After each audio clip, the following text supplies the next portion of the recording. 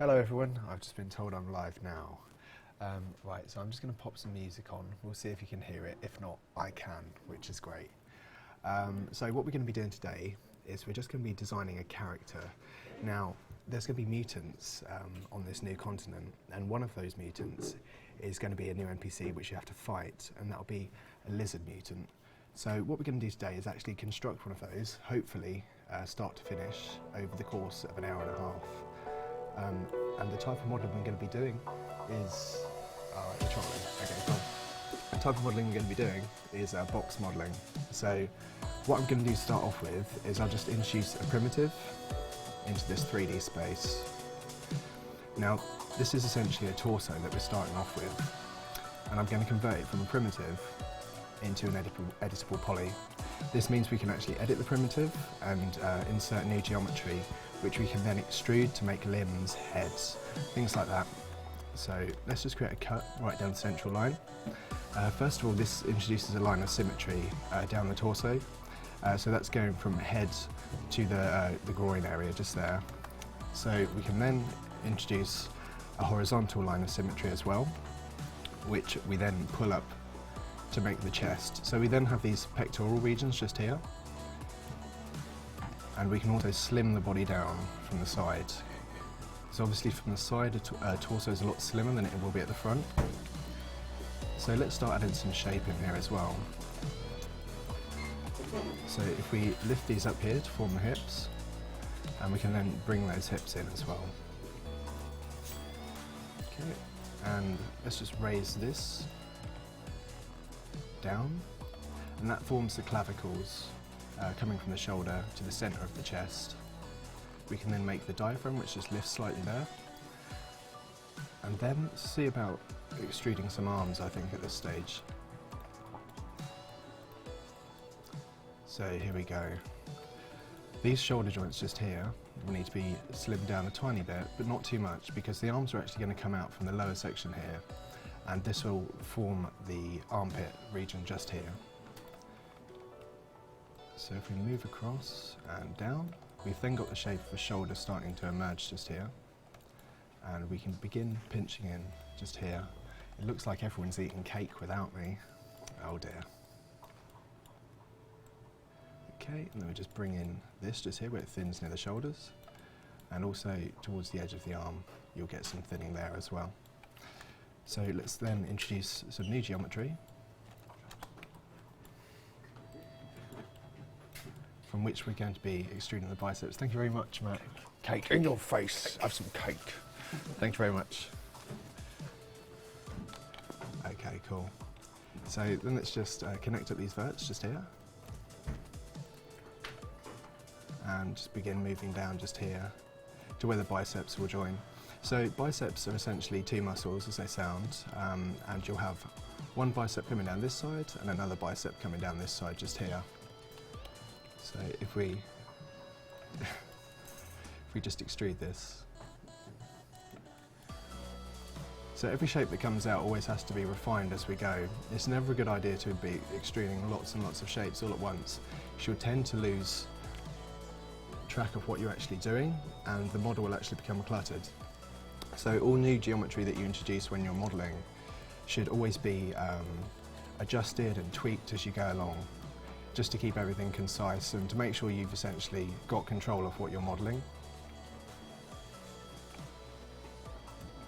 And also be aware of the light direction between these verts as well, because as we move around you can see that this edge here is very clearly defined, but if we revert it to how it was previously, we lose that definition just here, and that's actually called a face just there. I suppose I should start explaining about how a model is actually broken down into various different types of shapes. So we've got verts just here, which are vertices. These essentially are points which form a polygon, so you'll have a minimum of 3, and then you'll have the edges that form them, and the face just here which renders in between all of the verts and the edges. Without one of these elements, a polygon just can't be rendered, so all of them are very crucial. So you'll notice this edge divides the polygon just here. There's 2 polygons that we essentially work with in Old School. So we'll have quads and tris. You can see there's 2 tris here, which always make up a quad. If I remove that, then we've got a tri-polygon. Notice how the light actually hits the surface of this though. So we can have 2 different light directions really. One going from the top corner here to the bottom corner here, and that introduces shade just here and light just here. If we then remove that, we can then adjust the light direction across the surface of the polygon again and have shade down here and light up here again. So what we do in Old School to actually draw the eye in a particular direction or make some geometry catch the light is actually adjust these polygons using triangles and essentially direct the light in how we want people to view the shapes that we're making. So anyway, let's just continue with the modelling. And we've got our biceps just here, so the shoulder will just need to move in a bit more. There we go, and let's just broaden out this bicep as well. Oops. Okay, I've learned not to press R, apparently it shrinks the screen. Always learning.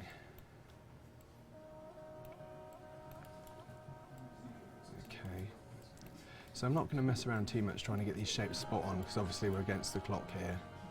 I think the main point of this is to really show people what we do as an art team on Old School Runescape and how assets are actually constructed and the complications that we come up against and the restrictions of the engine that stop us from making things which people might feel they'd like to see in game, so, and also the compromises we can make to essentially give people what they want to a certain degree. So I'm just going to line this up with where the bottom of someone's rib cage would be. It's about here, and then I'll lift this up to form the diaphragm. In this region just here we'll see the abdominal muscles as well. So if I just create a line down there, we can start adding a bit more detail and fleshing this chest out. So let's add a bit more of a curve to the clavicle just there, and a bit more of a curve to the chest. So someone's nipple will usually be around here, and that's sort of like the pivotal point for the shape of a chest to sort of like go by if you want a guideline. We've then got the curvature of the diaphragm just here, and we can then kind of isolate ourselves an area just here to actually put the abdominal muscles in. Now, this is the bit where it gets a lot easier. So we've got a basic shape starting to form here. So we can actually apply what's called a symmetry modifier. So we've got a list of modifiers just here in 3ds Max. And this is essentially a bunch of useful tools that we can apply to an object, and it will only affect that object. They'll stack in this interface just here. We can then cycle through them, remove them, turn them off, turn them on, just to continue adjusting the model as we go. So I'm going to look for the symmetry modifier just here, and what that will essentially do is have a mirror parameter, so we can shift that and adjust the line of symmetry down the model. We just want it dead center. We've also got the axes just here, so you can see on my gizmo we've got X, Y and Z. These are the different axes that operate in 3D space. So if I want to mirror the object down the y-axis, we can just switch it like this, and obviously it's mirrored it down this line of symmetry. The z-axis underneath, but we want the x-axis, which is across the model just here, so we'll just leave it on the x-axis. We can also flip as well, and obviously that makes it vanish because they're both mirroring into each other. Okay, so we can just continue from here, and I'll switch on that modifier just so we can see it. When I go into editing mode, the side that I'm actually editing will show up in orange like this.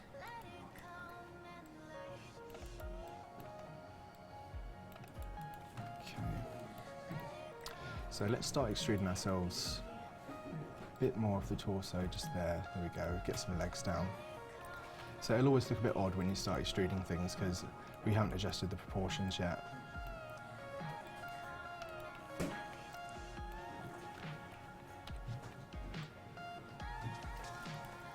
If you're doing this as well, it also helps to have keybinds set up for modelling, so you don't actually have to select parts of the interface. So if you're seeing tools being selected without me actually moving the mouse over something, it's I'm actually pressing keys on the keyboard which I've set up. Just it makes my workflow a lot faster.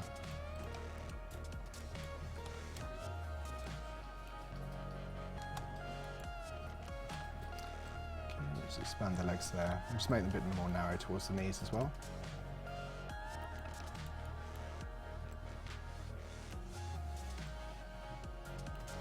if anyone's just tuned in as well, just to let you know, we're designing an NPC for Zeah at the moment. It's going to be one of the mutants, which will be found on the new continent, and it's going to look like a lizard man when completed. Saying bye to everyone.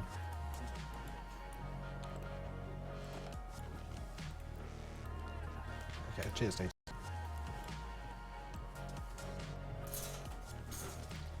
No, it's not the Abyssal Sire. This is going to be one of the lizard mutants, which will be on the new continent. So, no, I can't do that, I'm afraid. I'm going to try and look at the chat as we go through this as well, but obviously because we've just got a small period of time to get this completed in, I'm just going to have to press on with a lot of this and just try and get it done. As these streams progress throughout the weeks, we'll probably be able to gauge a much better sort of construct to suit what you guys want. But at the moment, we're just going to see what you think of what we're doing tonight and then go from there. You'll obviously be able to contact myself and Alfred on social media, and Ronan as well, and Chris, just to let them know what you actually thought of this stream too. And then hopefully we can just progress with doing these every Thursday after all the Q&As. And you'll be able to see part of Zeah each time being constructed. And it'll give you a bit more of an idea of the process that we're going through. And also the demands that are put on our team by doing this sort of thing. So it's essentially a really good way of not keeping people in the dark on what we're actually at with the production of Zeah and all the assets on it, because the graphics are going to be probably the most drawn out part of this, just because we're essentially designing 5 separate areas, all to be themed individually and really feel like areas that are exclusive to whichever house you're signing up to. So it's not like one particular style to each house that's going to be there. As well, there's also going to be sort of crossover points and sort of parts of older cultures as well that are going to be mixed in too. And obviously the Winter Todd boss area will be coming out, probably not with the main release, but some point after. So we'll also have to plan for that and map out the rest of the continent, so it kind of feels like you've got an entire continent there as well. The Halloween event, that's going to be going out next Thursday. We're still scripting it at the moment, or Ashes rather, and there's still a few little assets for me to make as well. So we're just going to need a bit more time on it. I'm not sure when it would normally be put out, but it just seems more fitting as well to have it just before Halloween, I suppose. And I think with Deadman going on as well, there's a lot of resources being taken up. So, but yeah, I think it's well underway. If you caught the Q&A tonight, if you want to watch it back on YouTube at some point, I think it's around the 30-minute mark that we actually showed what the content's going to look like. We didn't show too much about how it's going to play, just because it would kind of give it away a bit too much if we went into too much detail. So I'm just going to continue with the arms here. It also helps if you're working on a model not to just stick on one area, I find, and just kind of like focus on that, but kind of help the thing evolve at the same time. So feel free to sort of like move from arms to legs and then to head, but don't increase the poly count on all this stuff. You can see this model's pretty much evenly separated out all over the place. If we say had a really detailed arm just here, that's when things really go to pot, and you sort of like lose track of where you are, and things get a bit too busy for you to pull them back, and it can take a lot of time out of your development. So as basic as these sort of models are when you actually start them out, it is kind of a process that you just have to go through. Also, when you actually look at the proportions of humans, you'll notice there's certain markers that you've got to sort of match up as well. So it's much easier to just use this stage to actually get the proportions of things correct too, without actually thinking too much about what the final look's going to be like. So you can see here, the hands on a human normally come to the point where you can just about rest them, probably about 3 or 4 inches away from the knee joint if you put your hands directly down by your side while standing up. So it's about trying to get these proportions in place before we start moving onto more complicated geometry.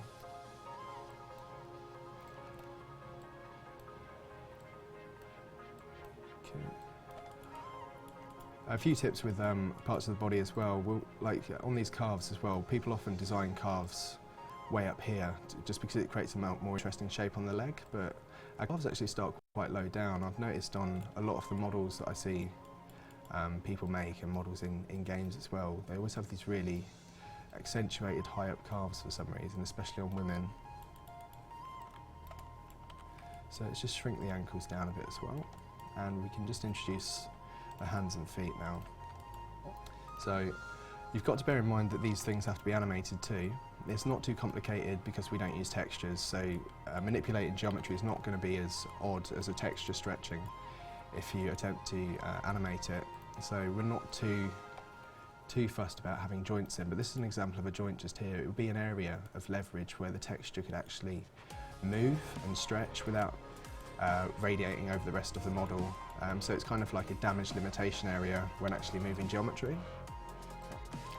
So if we just shape the heel just here, I always start off with the shape of the bone in your heel. It's called the calcaneum, and it's about kind of getting that low to the floor, I think, not going for some sort of like bulbous area at the back of the foot. It's essentially when you put your foot on the floor, it does actually lay quite flat to the ground. So just a tiny little bit of curvature around the back just there. I'm just going to pop my music down a bit as well. There we go.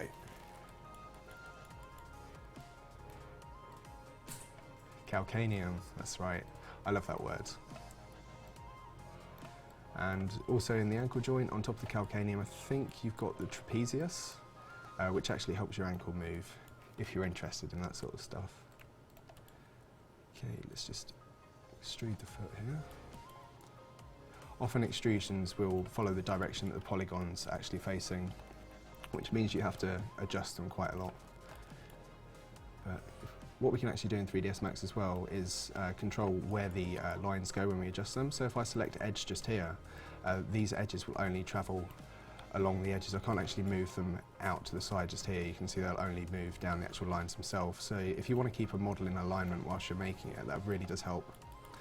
You can see he's got kind of clown feet here at the moment. So often we should always be aware of the size of the feet comparative to the body. So I usually just go by eye actually, which is not a very good thing to do, but I've done a lot of feet now, so I'm usually pretty good at it. Try not to design feet going in this pointy shape.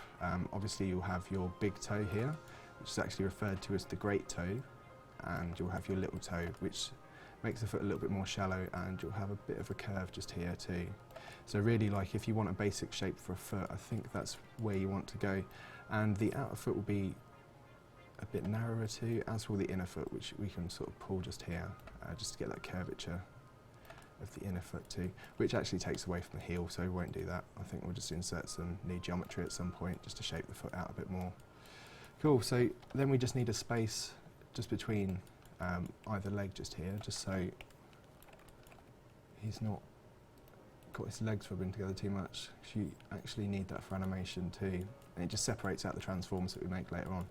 So what I did there is I just right clicked this and went to collapse, and that actually just implements the 2D effect. So essentially this is now one model with no sort of symmetry effect put on it, which is really useful. Then once I've made the adjustments that I need to make, I'll probably chop it in half again and continue. So I'll just chamfer this, which is essentially helps you to create a gap in between it, and I can actually just use the sliders on the chamfer tool to increase that.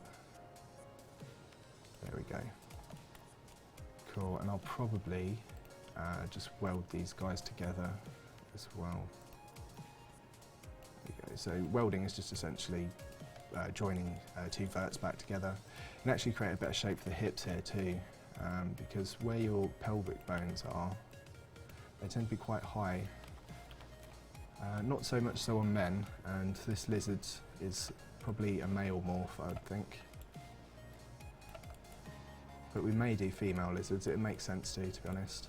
I often think there aren't enough female NPCs in game, especially combat related ones. So we could certainly start doing male and female variants of all these NPCs on the continent. Okay, and then we'll need like gluteal muscles around the back here too. I haven't done those hands, have I? I'm not a fan of hands, thankfully. RuneScape Old School just requires hands that are like potatoes. So I can probably just get away with that for now. I'll just shrink the wrist in a little bit.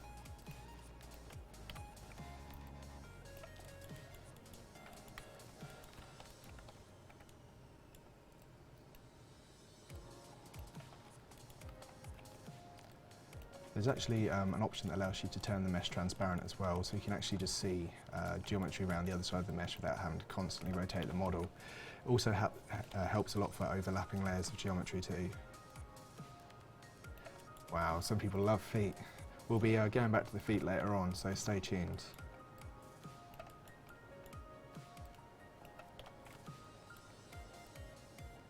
Okay, there we go, that'll probably do for a hand for now.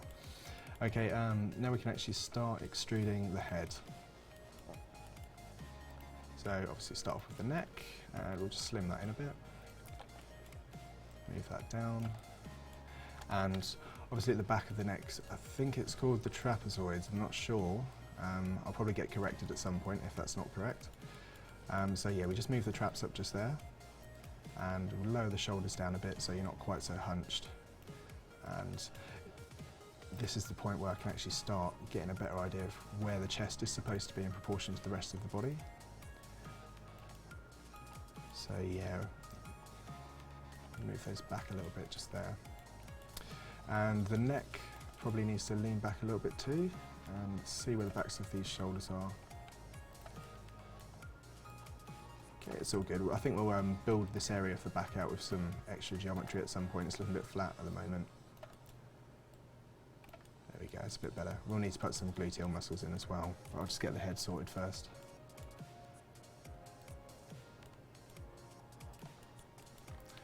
Cool, let's select the centre and just raise that up. Do I want geometry there yet? No, I don't. So we'll just do the back of the neck. Obviously the jaw will be lower down, so we'll keep the front of the head low down, and then we'll move the back of the neck up just like that. And then we can start just pinching that in. Faces are probably my favourite bit of a model to design, just because it's when you actually see the character really come to life. Right now it seems kind of anonymous and slightly basic, and in a lot of ways certainly quite uninteresting. So it'll be good once we get to those more interesting stages of this design process. How are we doing for time at the moment? So at 20 minutes. Ideally it would be nice to have something that's starting to look like the character around half an hour during this process. But sometimes depending on what we're doing, humans for example, I'll just tend to build on top of a previous kit I've made or something, and that takes about 20 minutes then. And it's not too bad at all. Good thing about Old School as well, it's essentially in another sort of game development process, you'd tend to have this as the first stage, and they call it whiteboxing, and that'd just be mapping out the basic mesh. And in Old School, essentially, that's where we stop as far as the modelling goes. Then we add some colour, which I'll show you how we do that later. And we're essentially there then after we've labelled up and animated. So we can actually create assets at a really fast pace, otherwise we just wouldn't be able to create something like the new continent over such a short period of time. Mind you, having said that, it will be quite a feat once we manage to get it done. Really excited about the new continent coming out actually, because it will give us an opportunity to kind of make old objects in the game that weren't useful a lot more useful, and kind of just tie some new content into the existing content in a really big way. Hopefully people will enjoy what we make of it. I've looked at the design that Matt's been putting together so far. You heard about some of it at RuneFest, and it does sound really interesting and engaging. So I'm excited to see the content side of it as well as the graphics side once they're both kind of working in tandem. Okay. Right, so we've got something that's starting to look a bit more humanoid now. I'll just put those buttock muscles on it.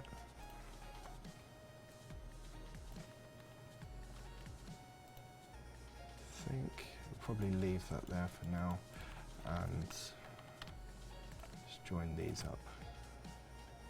No, let's create some new geometry.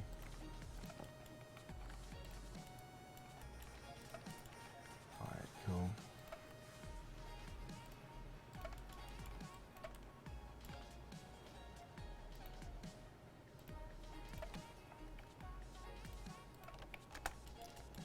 Okay. Oh, that's why.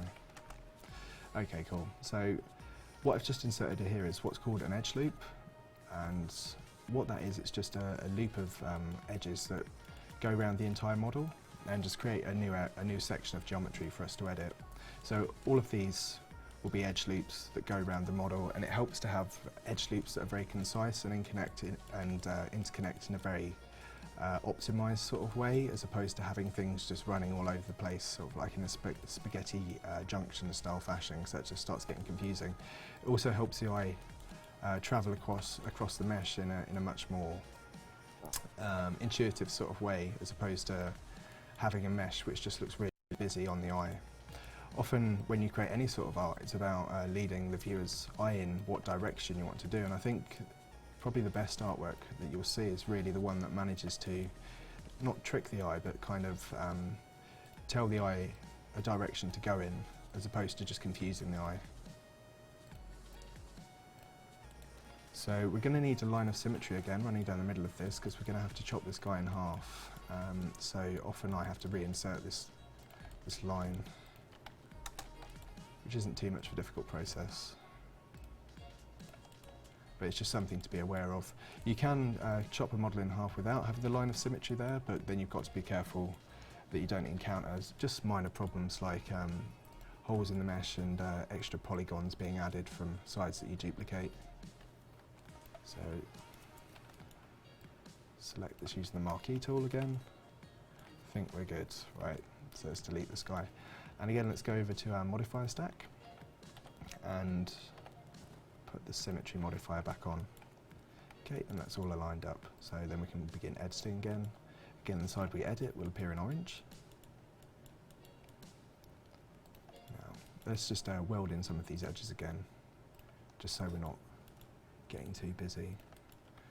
And what you can do as well is just try and centralize everything running up down the middle to the central value on the grid, which is always 0 for all of the coordinates, and that will just help keep your model centralized.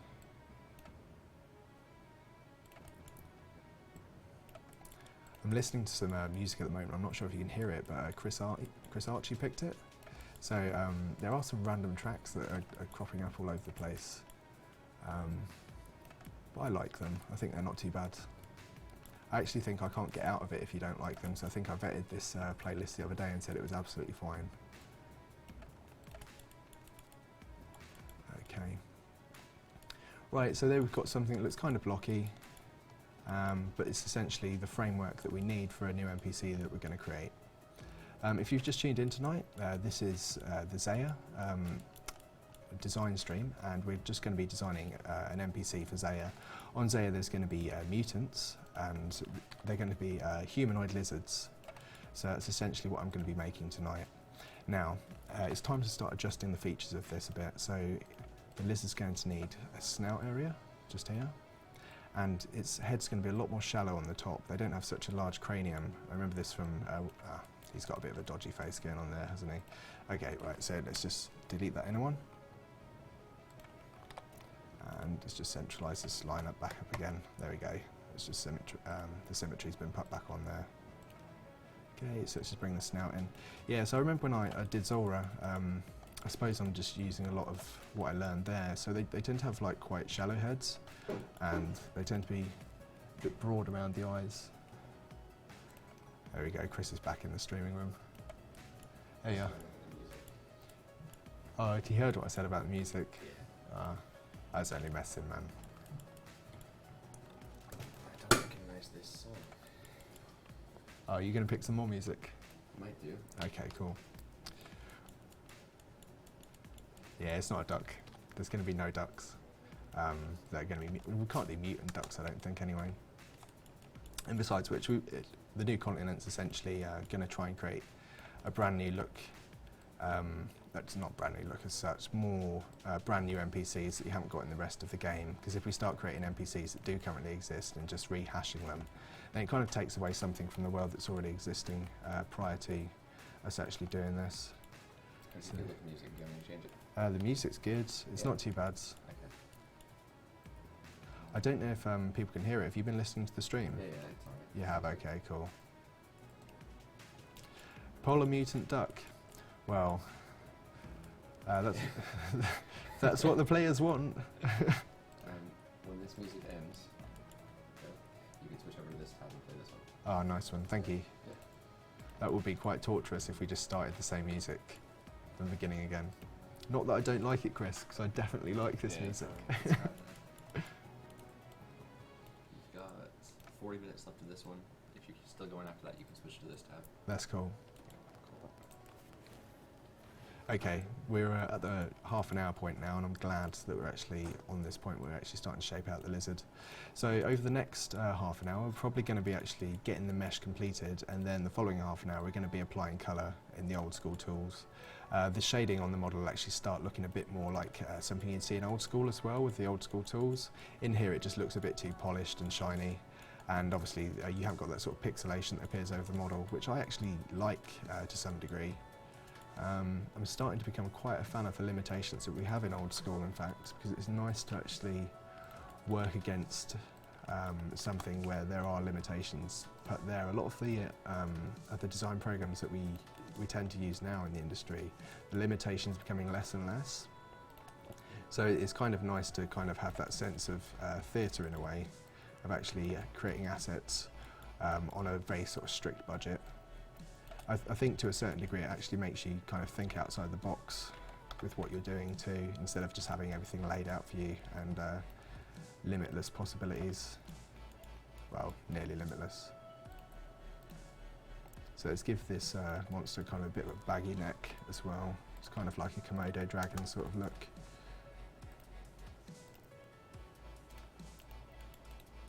He'll also need a tail at some point as well, I think. So we'll probably have this area under his chin looking quite pale once we're finished. Let's continue shaping the body. Actually, I'm just going to put some more detail in the snout, I think, and actually insert some eyes into it. I need to correct my posture as well.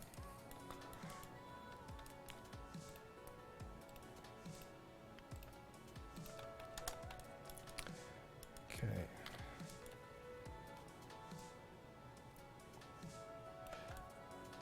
There we go. It's looking a bit more like it now. So we'll just join his snout up just there.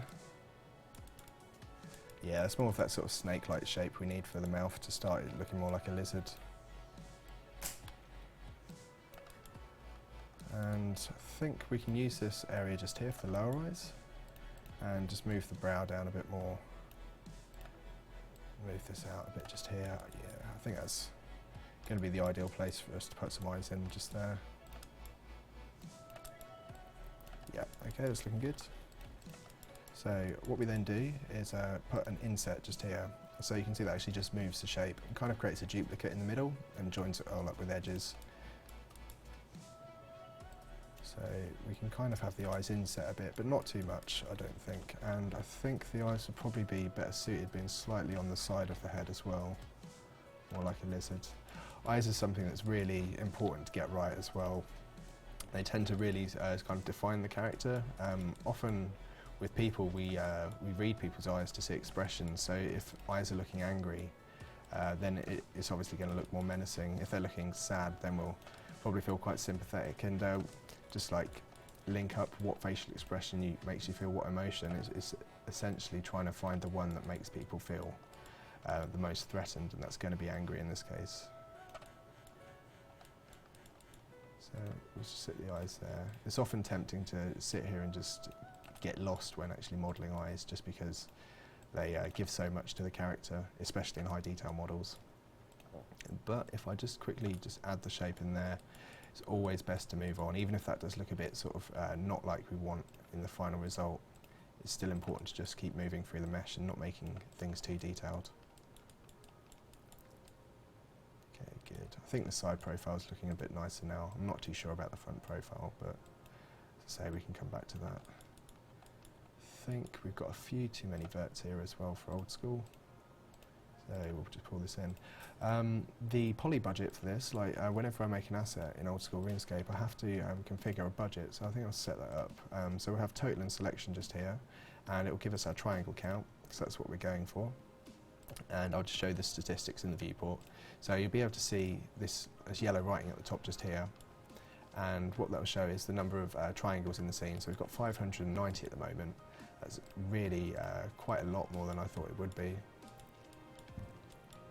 But hopefully we can cut that down a bit.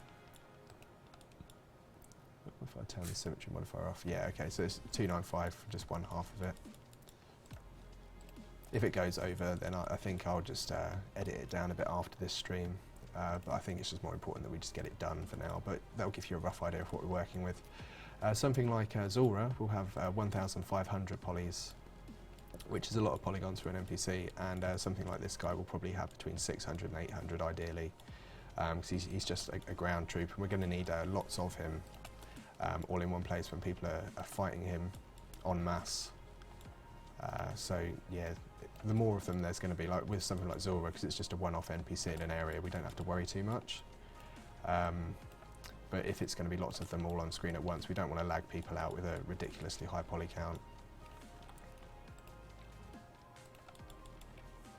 Increasingly now in other computer games, polygon budgets are getting into the thousands and thousands. I think like one NPC on something like Gears of War is around between 18 and 23,000 polygons, which is a crazy amount of polygons to be working with when you look at this old technology. So games have come a long way since Old School Runescape, but it's nice to see that some games like Old School Runescape, some sort of retro games, are still very much alive and well. It just goes to show that graphics aren't everything with computer games. It's often about the community that plays them, I think, more than anything, as well as the quality of the content that's produced. Okay, so let's just join this up.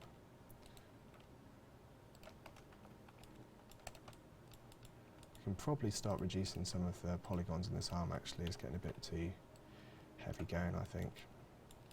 But anyway, we'll do that at another point, I think. Right, so the back of the arm, we've got these the triceps just here. So we'll just lift them up. They tend to join like quite high into the arm. Also with the back of the shoulder too, I think that's a bit too low. So we'll just raise that up there too as well.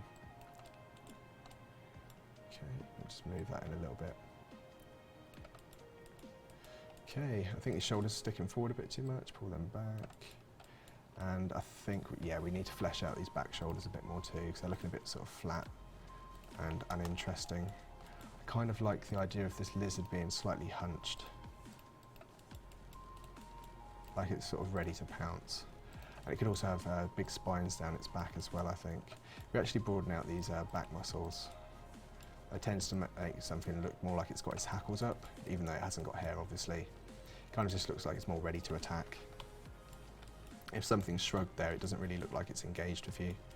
These shoulders are way too high as well, I think. Yeah, we need to bring those down a bit too.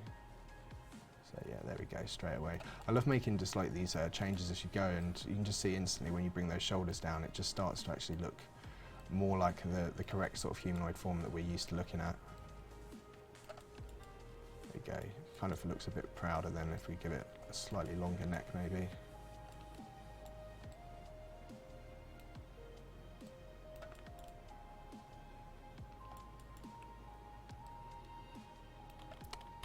Maybe not. Okay. Okay, so let's just move that in a bit. You can see here we've started cutting things up into triangles.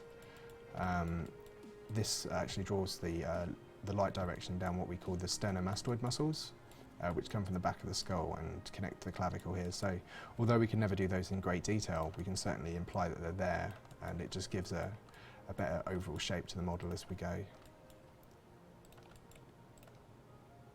Let's just bring the back of the neck in a bit more. Okay, we can just start bulking out the back of the shoulders just here. The shoulder blades just here. If you want to know the name for those, it is scapula. The scapula is your shoulder blades. Right, so we'll just move this down, and we can just move this up here as well. Okay, cool. So like with the back, we can actually just create a small in the back as well, and just move the back muscles out a little bit more, like that. Those will actually lead into the glute muscles a bit nicer now. I'm always happy when the sideways silhouette starts appearing. Just it makes often it's easy to get lost. Often when you're doing 2D art by just drawing the front proportions over and over again. But I'd always encourage people, if you want to get better at drawing 2D humans especially, is try and really challenge yourself and draw them from different angles, like a different angle each time, and it gives you a better grasp of what you're actually drawing, even though you won't particularly see those proportions. you'll just be able to nail them a lot faster. Cool. So, I think we're just about there with that area. Yeah, as well as that, I think we'll put a tail on too. Come to think of it, that'll make it seem a bit more lizard-like. So I suppose you've got to think where a tail would normally come from. With our spine, we've got a bone called the coccyx, which is essentially a collection of bones which are all fused together at the bottom of our spine. People speculate that as we evolved, those would have been a tail that slowly reduced. So I always do tails that come from that particular area.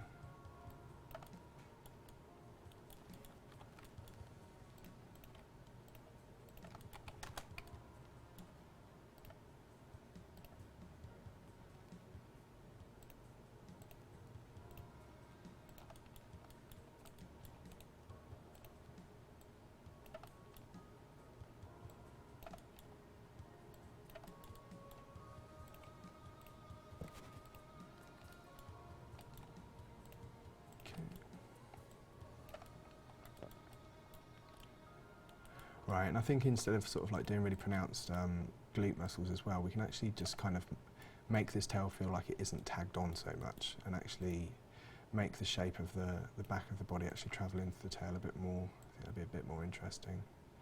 I think I've done that thing again. Right, when you extrude things in symmetry mode, it will tend to put these polygons down the line of symmetry, and then you just have to realign them back again. It's a bit annoying like that, but it's not really too much that can be done unless you want to collapse the model and start extruding things again. So again, that's one thing to watch out for, is if you end up collapsing your model, you'll just have all those extra polygons just hanging around there really. You may or may not notice them, just depending on how awake you are for one, I suppose, and also on your sort of level of experience with 3D modelling.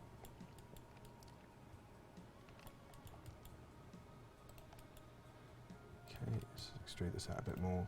I think this tail's looking a bit thin at the moment, but I just want to get a reasonable sort of like line for it to actually travel down. Also bearing in mind, NPCs have to fit within a certain area on the map. We call them tiles. So I think I'll probably keep this tail quite short and broad, to be honest, as opposed to having it sort of like long. And it'll also be a bit less to animate and reduce our development time too, which is something to constantly consider throughout this production process with Zeah. There we go. Okay, so if we just shorten that down a bit. Also, I think I'll make it a bit broader too, because it's just looking a bit sort of strange and kind of divorced from the rest of the body. So you just need to make it feel kind of built in. Often there's a lot of tweaking that needs to be done with this sort of thing. I think this is where it's been problematic. And if we just connect that line up there, yeah, just straight away we can start to see all this. And those annoying polygons as well, just appearing here. Okay.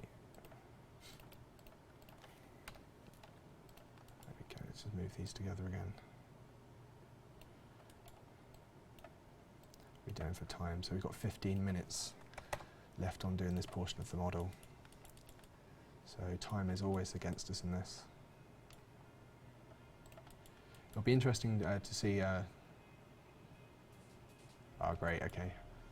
It'll be interesting to see how these streams progress over the next few months. Actually, we may be doing things like environment models through to animations, just to show you the rigging process. And it'll also give people that want to make their own sort of custom models for Old School and like this sort of art style, just a bit of a sort of starting place. Often, like, we get lots of emails on, lots of tweets coming from players asking us how their models look with screenshots, and I don't really get the opportunity to give the amount of feedback that I'd like to. So actually just having streams like this where we can explain the process will be a lot more helpful than a small tweet from myself could ever be. And it can also reach a larger number of people, I think, too, instead of just directing it to one person.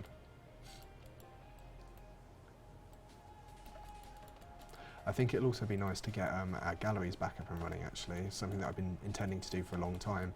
But I can actually put a lot of the assets that I've created for Old School on there now. When we first set up my gallery, it was after Alfred had left shortly, and it was a lot to keep updated, to be honest, but I don't think it would be too much of an issue now, because there's plenty of models that I can just upload screenshots of, and you can kind of just look at them as examples. I could even post some in development work as well, just to show you these meshes and the various stages from them, because I've also tweeted those out, so I'll have them on disk to post up to. Now, the front of these legs are looking a bit chunky and a bit too humanoid. We've got like the tail coming out the back just here now. We can probably slim these in a wee bit more. I kind of like the idea of these lizards being quite fast and nimble, so something that's kind of like a bit tank and bulky like this doesn't really suit what I'm going for at the moment, so I'll just try and shrink these limbs in a little bit more. I think when you see lizards in science fiction films and things like that as well, sort of lizard humanoids, they tend to look quite slim and toned without much fat on them. I don't very often see, I've never seen a fat, undomesticated wild lizard. So these guys kind of need to be very sort of athletic looking, I think. So that's going to, we need to get rid of this sort of like boxy look as well on the legs. Everything kind of looks a bit boxed at the moment, so pinching these in will help. We've got the inner leg muscles here as well, which always come down lower than the outer leg muscles too, something to bear in mind. And we'll also need to isolate, one of the few places we have to isolate for animation in Old School is the knees, and actually have some cut-in areas for those to move, otherwise there's too much distortion on the mesh and it can look rather strange. We'll bring these hips in a bit more just here.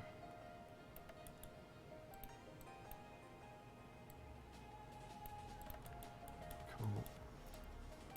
And I'll just move the shoulder muscles out a bit more too as well, I think. Okay, we can just give him like big old traps at the back there as well. And start connecting up these two.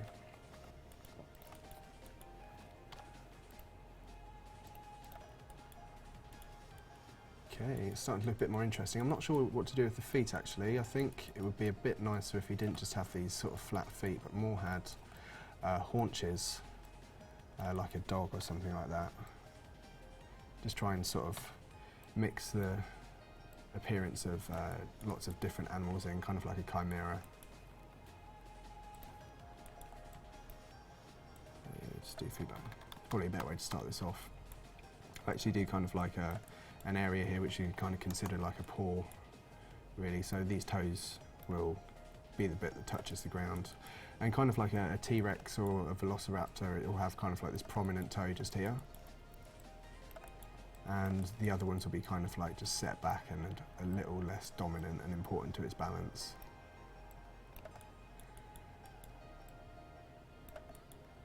Okay, let's just rotate this round. So this will essentially be the haunch, which will kind of sit back here a bit more. And we'll also need to just adjust these calf muscles again. There we go. So now just look at the front alignment. Constantly rotate your model if you're going to be doing 3D modelling, I think is the key. Just because you're not just, it seems a bit obvious to say, but you're not making something from one angle, you're making it from lots of different angles. So you just constantly need to keep sizing things up and reassessing, I think. I think that's the key to making models.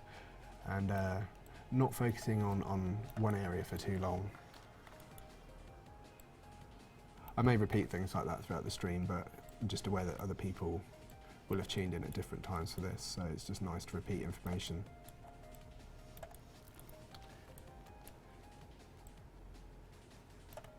Okay, there we go.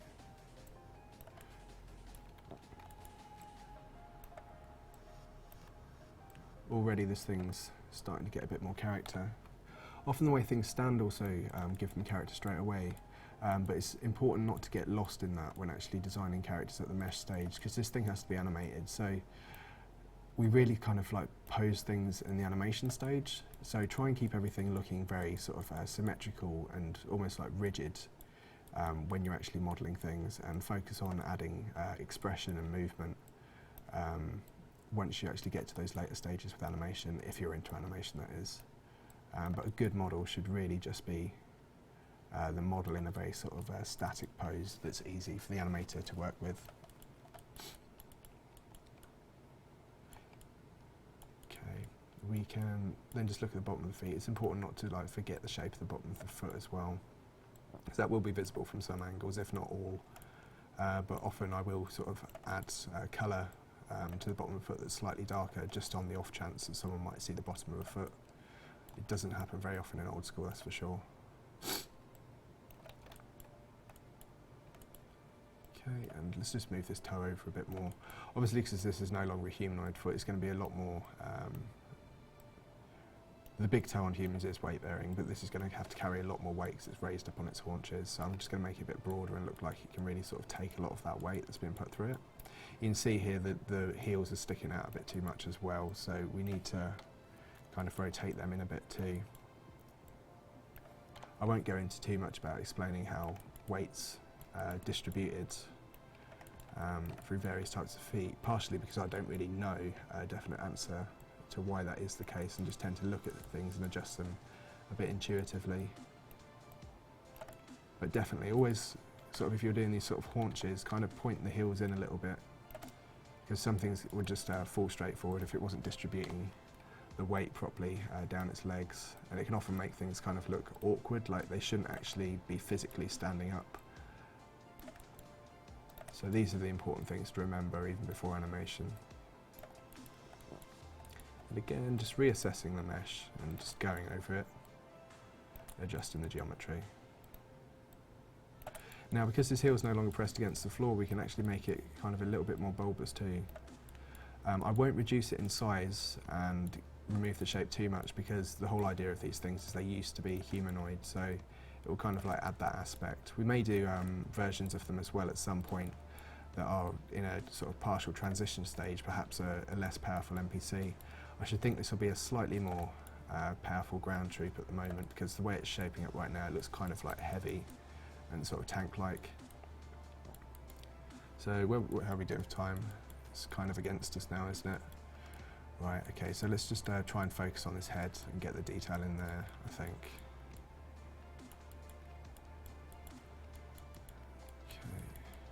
Okay. I think probably the brow needs to stick out a bit more in this.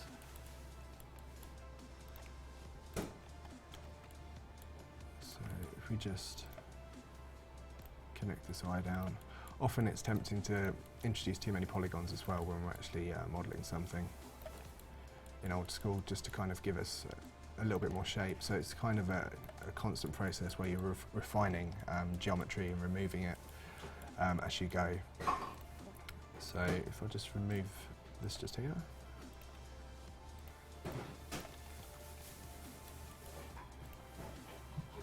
Think as well,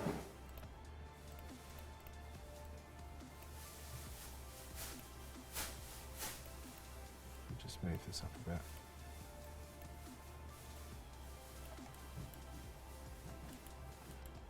That brow looks far too soft there. He doesn't look nearly angry enough, I don't think. We can still tweak things when we move it into the other editor as well, I think. Perhaps moving this forward a little bit more.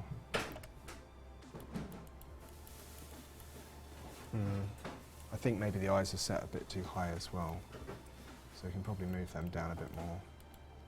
Just waiting for that magic moment really, when it actually starts becoming what we want it to be. Like characteristically. Kind of ruins the side profile a bit there. Never mind. Okay, so we can just pad out the brow line as well a bit more too, to make those eyes seem a bit more sunken in. I think this is probably going to do us a lot of favours.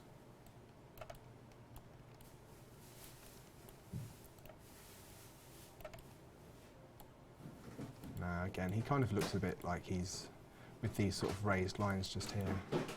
Doesn't quite suit it. I'm sure we'll get there in the end with this one though. So just keep moving on though and come back to it. It's not the end of the world if this doesn't look perfect by the end of the stream. It's more to kind of explain the development process and hopefully just have something that looks kind of conclusive at the end of it. We'll kind of just do the dip as well there in between the brow line too. And just kind of bring that head out slightly more. I think the jaw needs to be a bit broader there too.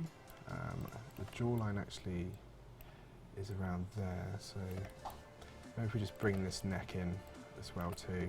It's just trying to make him not look cat-like as well. I think that's something that we're in danger of doing here.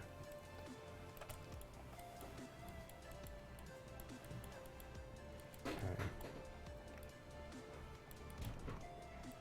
And we can probably broaden out the back of the head a bit as well. There we go, it's a bit more snake-like then with that shape.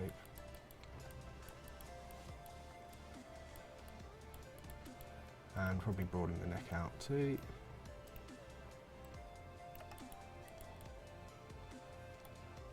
There we go. Right, I think I'm just going to add a bit more detail on the chest as well, just to sort of define these muscles that we can actually see. I think this NPC will have some sort of really primitive armour on, but I won't really be putting that on today, I don't think, just because it's just a bit too much work. I think ideally for an NPC that's like from scratch like this in Old School, we'd be aiming for around a 4-hour modelling time to get it completely labelled up, so it's probably about a morning per model.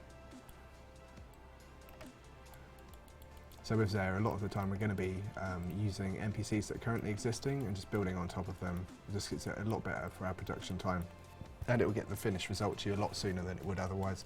And as well as that, everything will just look a lot more coherent, you know, for the rest of the style of Old School, instead of us just like redesigning everything from the top down. So it kind of helps to have that infrastructure in place of the old geometry and actually just build on top of it. And obviously if we're looking at old geometry at the same time as making new ones, then it will just look a lot more, we'll just have the reference right there in front of us instead of having to look through the rest of the game and try and make comparisons.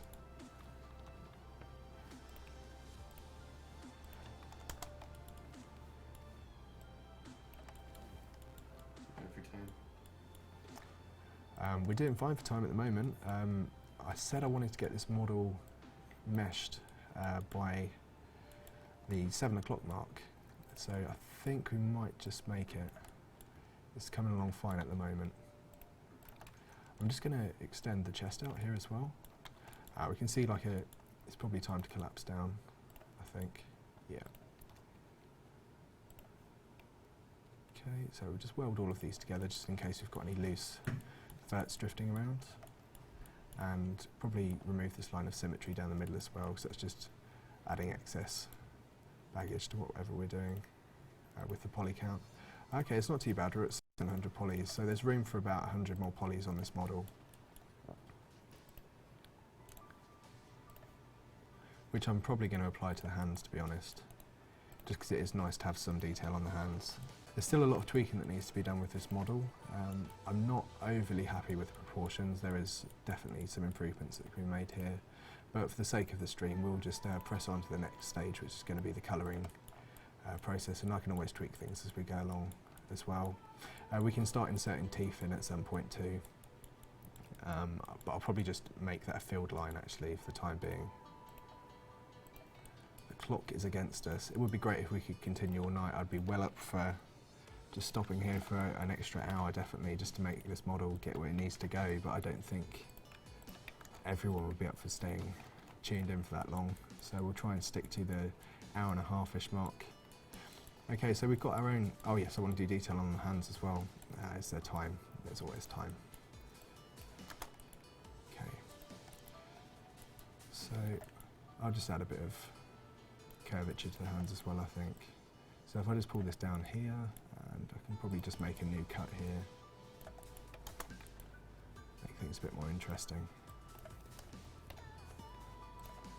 There we go, nothing too complicated, just to give the impression that it has actually got fingers. And then I can just select this whole area here and put what's called a cap on it. That'll just fill that area in, and just create a few new cuts through here as well. And let's just extend that out just so the fingers are kind of pointing in the right direction, and we'll probably give them a thumb as well, I think, why not? I'll just finish off the hand there, won't it?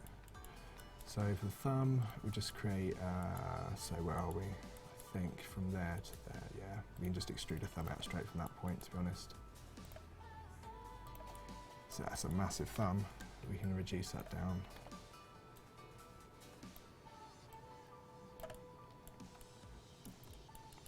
So that'll just give us a base area for the thumb, I think.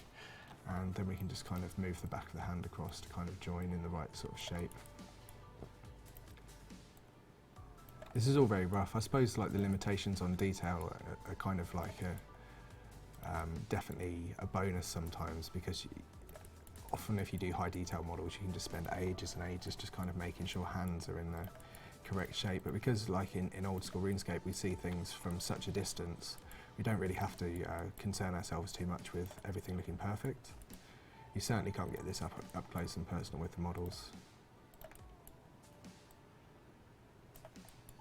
Okay, so let's just expand this a bit more. This is a way too high poly thumb, but I'm just going to leave it here.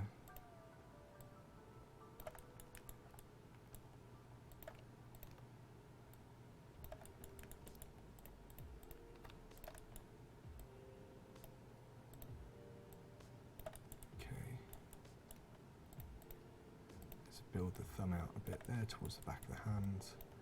Reshape the back of the hand a bit more. And I think if we just make the palm a bit broader as well, it won't kind of make this look like a hook anymore. And then this side of the hand away from the thumb needs to be a bit shallower too. I think we're just about there really. It's a very basic shape for a hand, I know, but time's against us and we don't really need it to be that detailed anyway. It's a nice to have, it's not essential. So yeah, it's a bit of a better hand there. Could probably cull some of these as well. I use the term cull. It means to actually just remove polys. There's a lot of terminology that's used in 3D modelling, so I'll try to explain as I go along if I accidentally slip something in that seems a bit alien or obscure.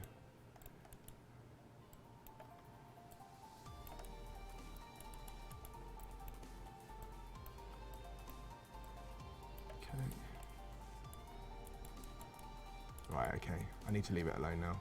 I could be here all night really doing this. Okay, so what I do then here is actually detach this and create a clone of that hand. Now that clone is going to have the same central pivot point as the rest of the model. Hopefully, if it allows me to select it. There we go. So all I need to do is just select mirror, and that'll mirror the hand across. Then I just delete what I made of the old hand. And then I'll select this main model here, I'll select attach, and then I'll attach that hand on. Now if we go to this transparent mode, this is just perfect for this, because we can actually just see all of these overlapping bits of geometry, which we can then connect up. So we've got the forearm just here, which we can then connect to the corresponding joints on the hand. This always looks really busy, but the more you tend to do 3D modelling, the faster you get at doing this. Famous last words, am I going to get caught on this last bit? I've noticed a bit of an issue there. I'll just fix that.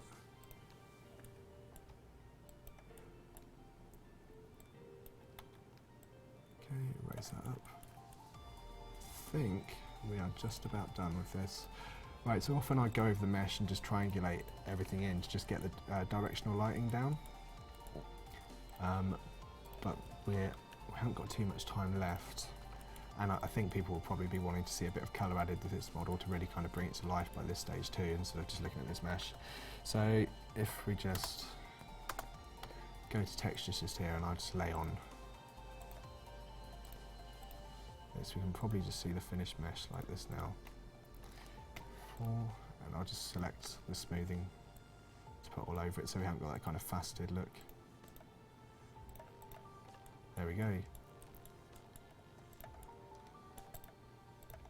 So this is our lizard mesh now. And he's 4 polys under 800, so that's not too bad. I can probably just knock a lot of polygons off him as well, but I think he'll do for now. So if you weren't tuning in early, I was just talking about polygon budgets and how many polys we're supposed to use on an NPC. I've actually budgeted this guy at 800 and we're just 4 polys below that, so that seems about right. Now I'll just export this as a JGD, which stands for a jagged file. This is what we use in our tools. So if we'll then just move up to, you should have a folder called Zeah. We've got all of the houses just here, so I'll probably go to Shazian and just create a folder called NPC for this guy. And we'll call him Lizard man, I think. It's a bit obvious really, isn't it? Lizard man. Not in uppercase though. I'm going to do it in lowercase.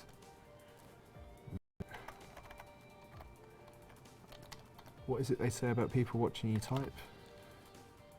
Always harder to type when people are watching you. Okay, so this is our jagged tool just here, which I've already got open. I'll go into what we call a perspective view here, so that makes everything seem in proportion. If I want to go into what is essentially a flat view where we haven't got proportions shown, I'll select orthogonal just here. You can see it's still a 3D world, but we haven't got correct proportions that the eye would normally pick up. So there we go. Let's just load that jagged file in now. And select Zeah and Shazian. NPC folder we just made, and then we've imported the NPC just here. He is minuscule, but thankfully the mesh is held out. There's a few bits that have closed up, I think. Okay, so this is what a lot of people ask as well when they say things like, can we reduce the size of the Slayer helm for female models and things like that? I can finally show you what actually happens in the tool if we start decreasing the size of things. So all of these points, these vertices, exist within a 3D space on an XYZ coordinate. If I'm to move it, you can see that it will snap to one of those coordinates. There you go, it just snaps along. It can't move smoothly across those areas. That's why whenever an object moves in Old School Runescape, you see all of these verts, the points that make it the polygons, snapping to the nearest point. That's why you get all that noise over the model. So if we were to do something like reduce the size of the Slayer helm, all of these verts on the model would need to snap to a point, and some of them would collapse in and actually snap to the same point. This is where we lose the fidelity of the detail on the model. So this is why we can never do something like resize the female Slayer helm, because there's just way too much detail on it for this to actually work. That kind of looks like classic now, which is kind of interesting. Okay, so I'm just going to go into the model editor here, and we'll just scale this guy up a bit. There we go.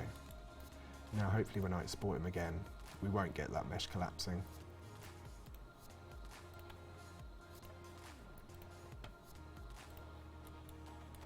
Okay, so this is our original guy just here, and let's load in the resized one.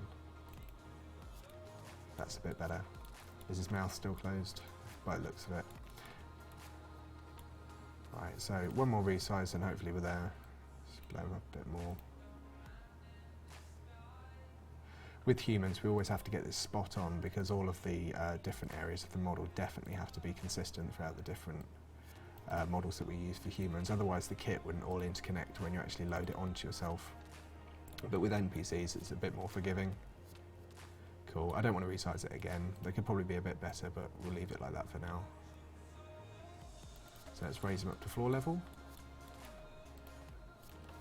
And this is where we do the colouring, which is probably one of my favourite parts of the process, because it's where we can actually start defining specific shapes of the model. So I think I'll kind of keep them as a kind of gungy green sort of colour. That's probably a bit dark to start off with, I think. So just raise them up. Let's try that. I think that'll do. We've got sliders in at Old School Runescape, so we can add a bit more green to him as well. Yep, I think that's about right. Probably, actually, yeah, it's probably a bit too vibrant. I know I need to make a decision, don't I? There we go, I think that's more like a skin colour. Yep, not too saturated. Okay, so rather generic, but I think we'll give him some yellowish eyes, like a lizard. Often people just go with red for villainous characters, but I get a bit bored of that, and I don't like stereotypical villains as it is. I tend to prefer something that's more a mixture of good and evil. So let's try to remember that this thing was human at one stage. Straight away the eyes are looking evil there. It's so much easier just to gauge where you're going to go with characters using this tool. So what we do is we've got these just here, which when we reduce by even amounts keeps that same colour, but just reduces the brightness on it. So I tend to reduce things by a value of 2 because it gives you a nice level of contrast that you can definitely notice from a distance. If I reduce things by a value of 1, then less so really. So you can really see that sort of like shadowing on the eyes. I can even go a bit darker, I think, because the eyes need to draw attention. There we go. You can start seeing these shapes coming in a bit more now. It's going to be a bit more interesting as we proceed. So we've got the mouth just here. So we can probably add a dark area in there as well. He looks like he's smiling a bit too much there, doesn't he? So let's take the smile off his face. More so.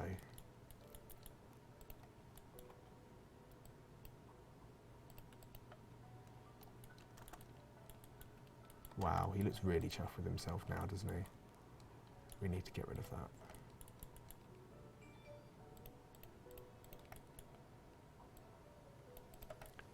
Lower down. There we go, that's not too bad. We can always animate the features as well to make him look like he's snarling, but there has to be a resting point. So really, if you're doing a mouth, you kind of want it to look like he's got no expression on his face. So if he looks like he's smiling, get rid of it. If he looks like he's angry, get rid of it. It's not really going to be helpful when you get to the animation process. Cool, so we need to put some nostrils in as well. I think I'll give him quite broad nostrils because he's from a desert area, so he'll need broad nostrils to really sort of smell well, I think.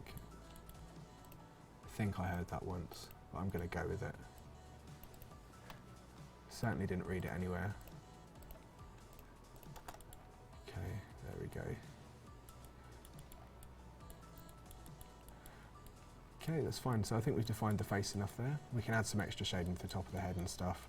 But I think now I just want to introduce a new colour really for the front. So I think we'll go for a yellow. This is kind of like the same colour palette that I used for Zora, but I used that for Zora just because that's what snakes have. So I'll just try and keep it authentic and make it kind of look like you'd expect a lizard man to look. I think that's often the case with Old School Runescape anyway, with its monster designs. It tends to not really be too it's not non-conformist. It will always kind of give you the stereotypical look that you want for a particular kind of monster. There we go. I think that's probably the right sort of colour that we want for him. Okay. Yep. It appears like all the triangles are going in the right direction for us as well, which very rarely happens. So we'll just colour the chest as well, and probably the abs too. This colouring in stage really helps me kind of define where I want to be drawing people's eye in a specific direction in relation to the shapes and proportions of a model. I think that was an accident, never mind. Let's just undo that.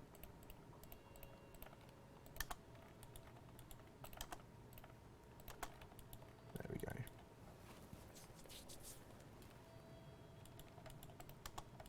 I think there's actually because I was reading over the design document the other day, and these monsters are going to have like big tank versions of them. There's going to be a magic version that's kind of like the big boss that you have to go out and fight. To actually access this content, you're going to have to be part of House Shazian. Same with all of the content in Zeah. It's going to be exclusive to what house you choose, so you can't kind of jump between houses to access the content. Also, your loyalty to a house is what allows you to unlock new content. So you can't just be like a bit of a butterfly and fly through parts of the game and just pick and choose. It's kind of, you have to make a decision and then work at it to actually achieve the sort of better parts of the gameplay that's going to be implemented, which is kind of a unique thing and kind of the selling point for me with Zeah. I like games where you have to kind of commit to what you're doing as opposed to just being a flyby character. So I think this is the colour of this is actually going to need to travel sort of like down the sort of groin area and round underneath the tail, just kind of like it would with a crocodile.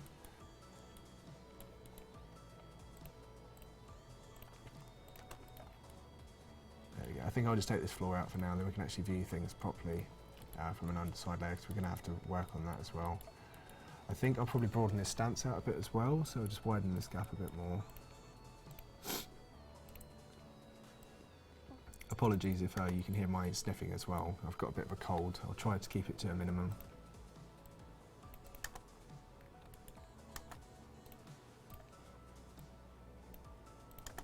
Okay, there we go.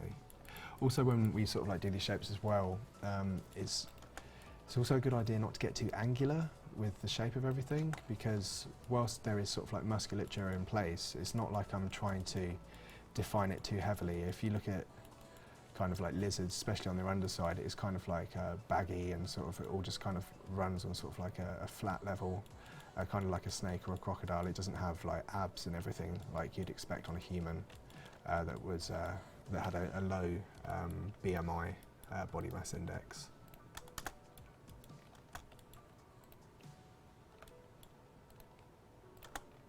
Cool. You can actually just draw the eye out onto the shoulders, to be honest. That would kind of like be an interesting way to finish off that shape on the chest. Nah, maybe not. It doesn't look as good, does it? Okay, let's just try and broaden this out a bit. Just kind of make it look a bit more rounded. Perhaps if we colour these. So we've essentially just got to be very careful in that first planning process to actually make sure we get the sort of shapes we want, and we can always just chop in a few more. So that's my extra 4 polys. We're at 800 now. I could go a bit over, but I don't really want to. It'd just be nice to be able to pop this straight into game actually after just a few more minor tweaks. Cool.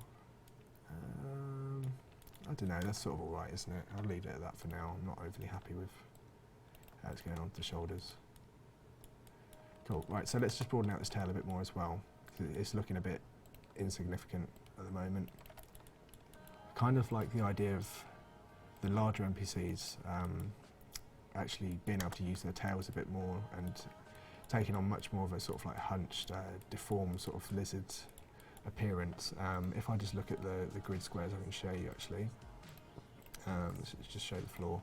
So this is what we talk about when we say like tiles on the map square. So if we do a weapon animation, if that weapon moves outside of one of these tiles, then it will basically render incorrectly and you'll see parts of the scenery moving over it. That's why if we have something massive like the bludgeon, it's got to move within this small area, and it could potentially travel into like the area around here just a little bit though. So everything we do with players and NPCs tends to have to be restricted to one tile. The way we get around that is by making them say like 2 tiles by 2 tiles, which we can do by turning off the odd floor offset for reference in the editor. And then we have like a 2 by 2 NPC which takes up 4 squares, and then we can just do like 4 by 4s. The Abyssal Sire was 7 by 7, which is really kind of massive when you think of it, when this would be the area for a 7 by 7 in comparison to this. So we've got some big NPCs coming into the game now, and that won't be any exception on Zeah either. I'll definitely try to introduce some interesting boss monsters. Right, cool, so I'll just reduce this by 2 now, so we can just actually start adding some shading under the underarms as well. And what this actually does, it actually helps us see at a glance where the light direction is coming from. Now we only have 1 light in Old School Runescape, so we can't actually do directional lighting, which is a shame. So what we have to do instead is kind of make our own lighting up as we go. The way I tend to do it is I'll just do the underarms just here and actually like define shaded points. I'll be a bit more picky and make it follow the shape of the model when I'm actually polishing the fine details of this. But just for the sake of this demonstration, I'm just going to kind of finish it off at a point where I can, I think. So we'll just do that for now. And obviously then we'd have the inner legs just here as well, which would be darkened down too.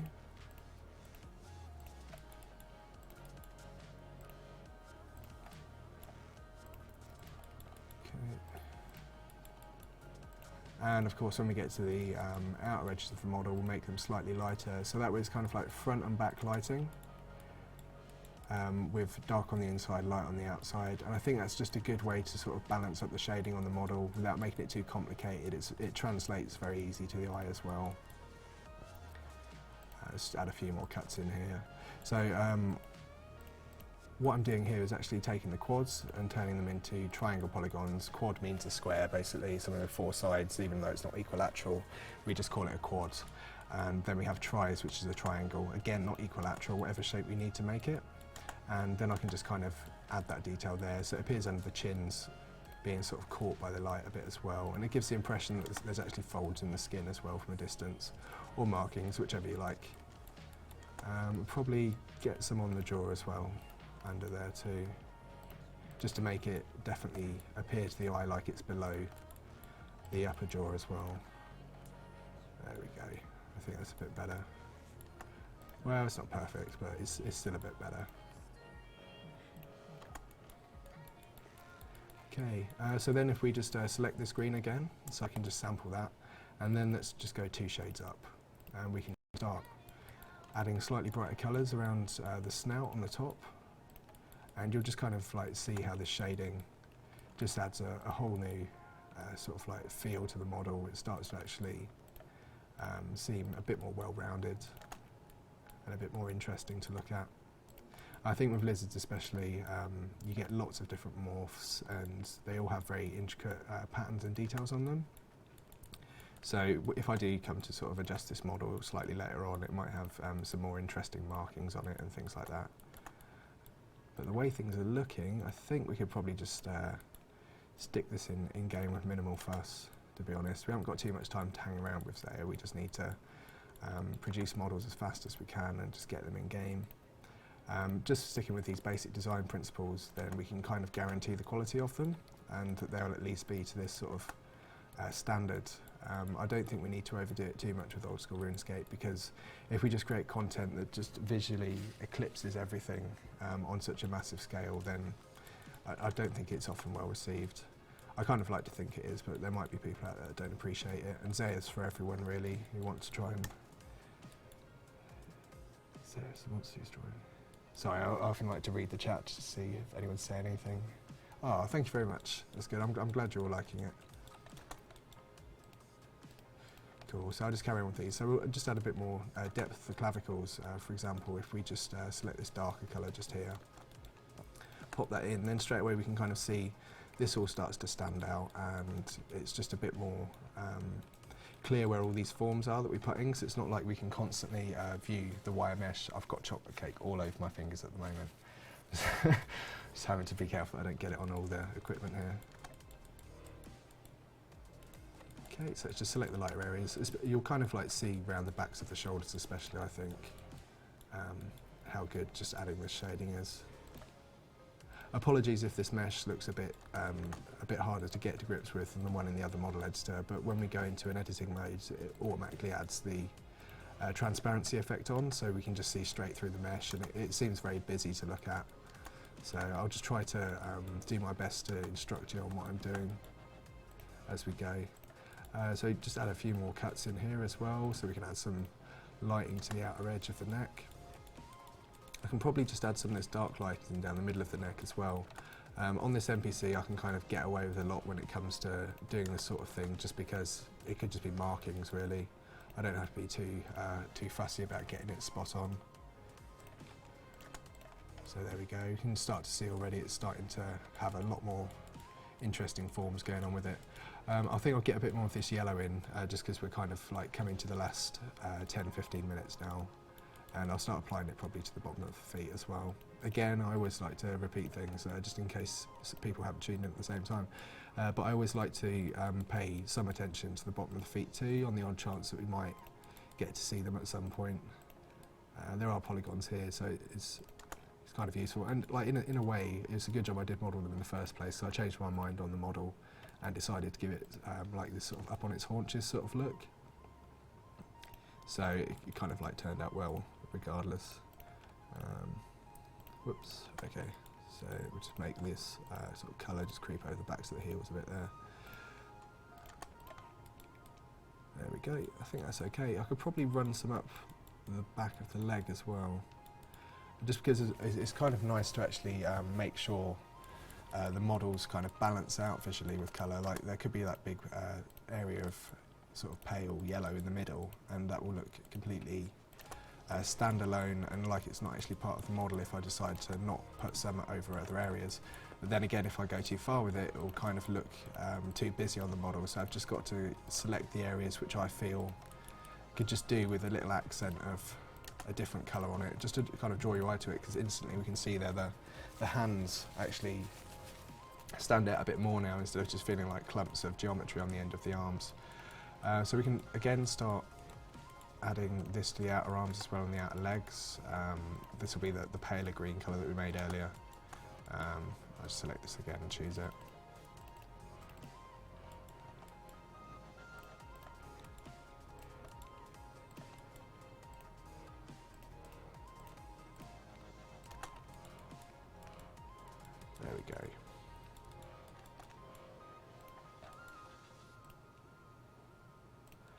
And again, we can probably add a few sort of like markings and sort of like ripples on the arms, just by separating them up again.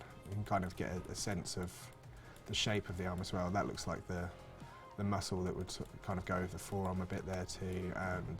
And so this area just here on the inner arm, if you're interested in what it's called the antecubital fossa. Also can be called the brachial plexus as well, but that tends to refer to the nerves that travel through it, when I've heard it mentioned anyway. So we'll just select this lighter colour and continue. It also kind of like helps me sort of define the shape of biceps as well if I use a brighter colour on it.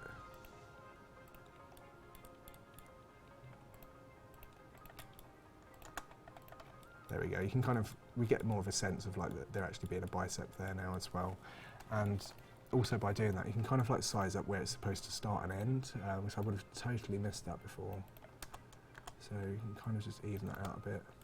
Sadly, there won't be too much symmetry on this model now, because I've started modelling one side, which is a bit of a no-no, but I think I just prefer to actually show you the process than get too hung up on getting it completed and polished. So you can probably add a bit more light on the shoulder just here.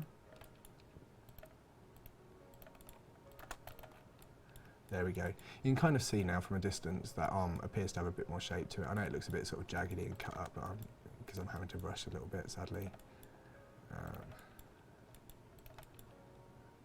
If I just that on there as well, we can probably just add a bit more light into the top too. There we go. It just seems to just catch the light a bit more there. Yeah, I think that's not too bad. Probably like lighting up this front bit of the arm here as well might be a better option too. Yeah, I think that's it. And then just that part there. Good, that's not too bad at all now. Then we've got the darker areas on the inside of the arm as well. And probably add just a few more of those too. It's just kind of like trying to make these things feel like they travel around the object as well. It's going to be awkward. To pick colours on this, I have to kind of select straight through the model. So if I intersect with any colours that it doesn't like, it will just pick the wrong colour. I think it potentially bases it on the colour that's most used on the model.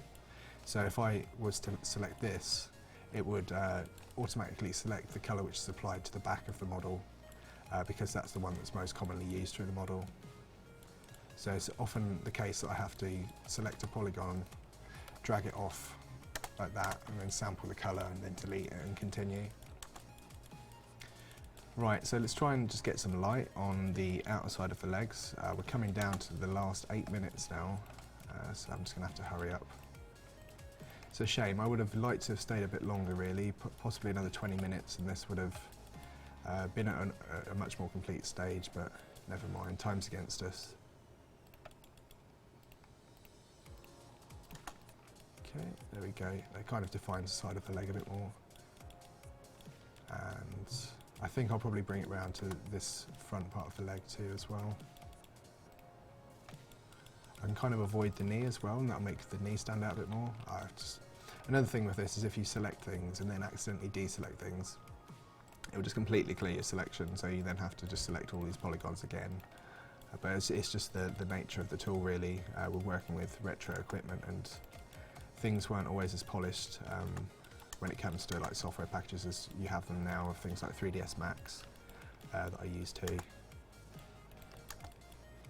So if I can just colour this in, probably the lighter colour. Ah, that's not where I wanted it to go. Okay, so this is an example of something that I have to do frequently in this tool. I have to delete these polygons, and then again, like I explained right at the start, I'm actually adjusting the direction of the way the light travels on the poly, and then I just fill in these areas. Some of these areas will need inverting. I can't really go into what that means at the moment because we're kind of running out of time. But yeah, straight away you can kind of like see the shape of the leg is far more defined rather, on this side than we get on this side. So it actually really helps those shapes stand out. I think probably I've got time for a slightly darker variation of this as well to start defining the chest muscles.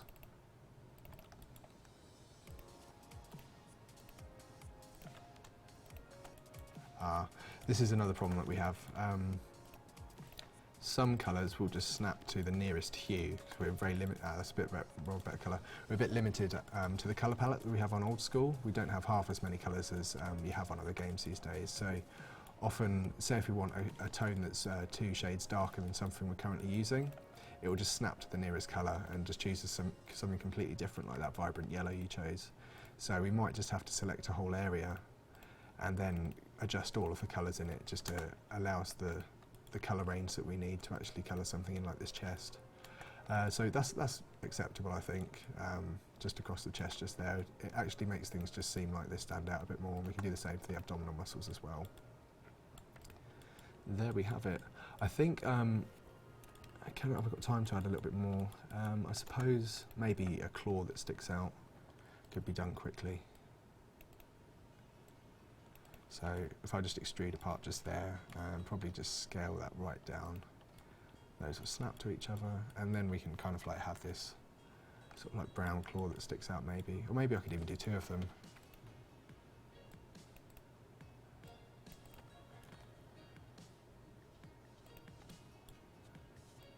Cool. Even if that's just kind of like a big brown area, it kind of just gives the impression that there's actually some like toenail growing there, some sort of like keratin growth that you usually get at the end of lizards' nails. Not nails, but at the end of where the nails are.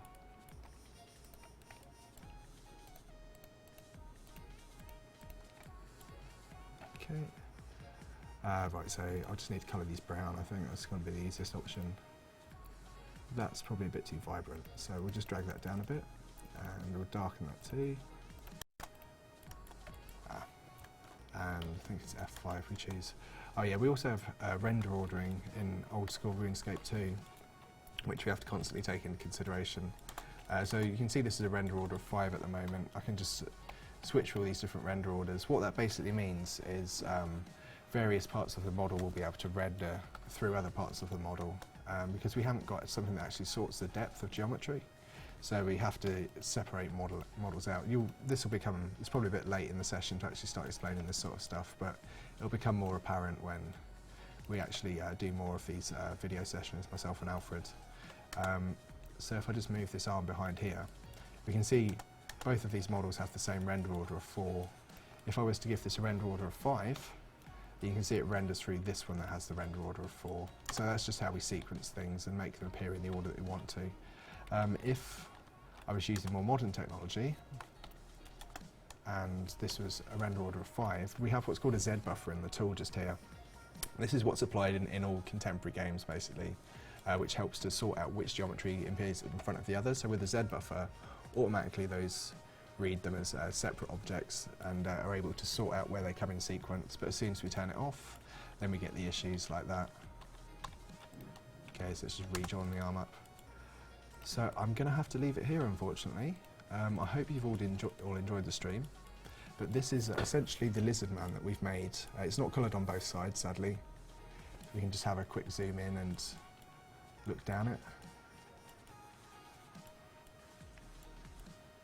There we go, just rotate the model a little bit as well. I'll post images of this up on Twitter, just so you can get like a proper look at the finished result as well. I think it's more or less there. I'm quite happy with that. It would have been nice to have an extra half an hour. I think we could have done a lot more. But I'm just going to end the stream now. I've got a button over here which I press. It's very clever and stuff, you know. Very artistic and pretentious. You ready? Thank you all very much for tuning in. It's been a pleasure.